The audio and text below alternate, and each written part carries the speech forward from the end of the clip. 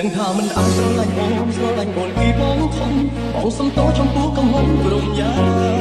សារឲ្យអូនពីបាចិត្តតែបងបានគិតធ្វើឲ្យមានបញ្ហានឹងរូបគេត្រឹមប្រាអារម្មណ៍ពីអូនចង់ដឹងពីសុខទុក្ខស្ងួនបងស្ម័គ្រខ្លួនចង់កំណត់អូនក្រុមគេដឹងអូនជាសំសាគេគ្មានចិន